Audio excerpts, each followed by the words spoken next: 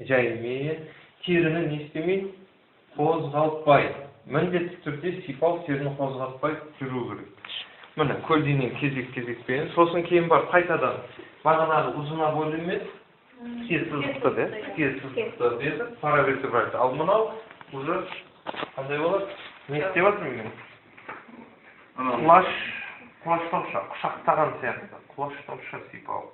Бірақ барлық қимылдар қайға барып жатыр? Астында не орналасады? Не орналасады? Лимфа түйіндері орналасады. Шатта лимфа түйін бар. Мына мен қолды кішкене басып барамда шатқа қарай, артқа бетке қайтамын. Неге? Лимфаны айдап жатырмын, қанды айдап жатырмын. Міне. Түсінікті ма? Құлаштауша и сипау болды. Міне. Сипап дайындап алдық па массажға? Енді денесін не істеу керекпіз? Қыздыру керекпіз. Денені кішкене үйреттік қой қолымызға. Денесін бос жатырмын, ыңғайлы. Енді не істеу керекпін мен? Денесін қыздыру керекпін.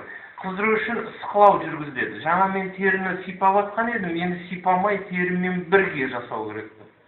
Тері астымай қабатына. Және қыздыру үшін оны не істеу керекпін мен? Жылдам жасау керекпін. Сәл күшпен қосып мін. Қалай жасауға болады? Оны алақан негізін қойып, 4 саусақпен. Кейін бірінші бит жүріп шығасың ба? Міне. Сықылаватырмын, денесі қызылады. Кейін 4 саусақты қоямыз да алақан негізін жасатамыз. Керісінше, мынау жаңа бұлай енді мынау тұрады да мынау. Бұл бірден кейін бірі жүргізу керек па? Бұл денені не істеу керек? Қыздыру керек. Қызару пайда болғаннан біз білеміз уже не? Қыздырмай жоқ па. Сосын екі қолмен жақсы, өте жақсы қабырғасымен ол бір-біріне емес, ара қашықтығы 2-3 сантиметр болады да не істейміз? Аралаймыз. Денені не істейді дейді? Қыздырамыз. Қыздырдық па? Біраз сықылаймыз. Міне-ағында сықылаймыз. Мен сықылаған жоқпын қазір. Сықылап біттік па? Сүйектің үсті абайлау керек. Ал қалғаны ең қиыны енді келесі әдісі үшінші. Бұл уқалау. Уқалауда көп уақыт кетеді. Неге? Бұлшық етті уқалауға. Уқалау өзі 3 фазадан тұрады. Біріншісі қолды қою. Екіншісі бұлшық етті қысып алып көтеру. Үшіншісі уқалау.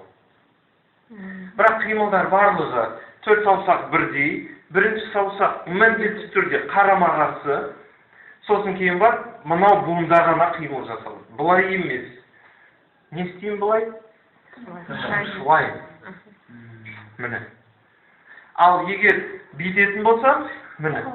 Түсінікті ма?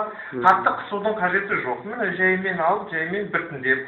Сосын кейін бар, біреулік деген ол бір қолмен, егеулік деген ол екі қолмен. Оны мен не істей аламын? Оны бұлшық етті тас аламын, созамын, бүйтіп қарама-қарсы қимылдар жасаймын. Түсінікті, иә? Ал ең жақсысы арқада, ең қиын аймақ. Қолмен аяқта жаңағы нәрсені жасай бере бересіз. Ал мына қиындау. Сондықтан бағанағы 4-еуді қойып, 4 уже жаймен не істейміз? Асықпай, былай емес уже, ал терең күшпен сәл басып жасаймыз массаж. Қос қолдап жасауға болады. Шеңберлі, иә? Спираль тәрізді, міне бұлшық еттер, аурасына жерлер. Ашиды, иә? Міне. Қызарып жатыр ма арқасы? Үлкен саусақпен жасаймыз мұны. Сосын бір шетінде тұра бермей не істеуге болады?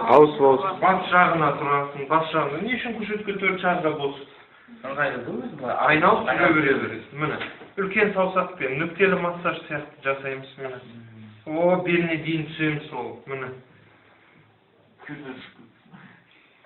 Міне тұздар. Тұз екен анықтау. Негізі теріс болу керек. А тут он уже начинает прыгать. И оны массажды кетіруге болады? Иә, кетіреді. Болмайды емес, кетіру керек. И сразу тоқтаңдар, уқалауды боласыңдар ғой, көп уақыт уқалауға кетеді. Асықпай уқалай бере бересің денені. И арқасы полный қызарды ма, енді қанды айдау үшін ашық саусақтан мен шабу деген болады. Бірақ бүйрек аймағы мен бел аймағына шабуға болмайды.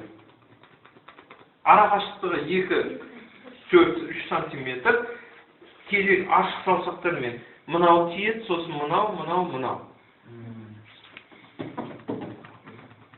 Бір ырғақта бұлай емес, бұлай. Мынау буында. Биікті көтерудің қажеті жоқ. Сосын не істейміз? Сипап қоямыз. Шапалақтау. То же самое. Значит, мынау қосамыз, кішкене бүктейміз.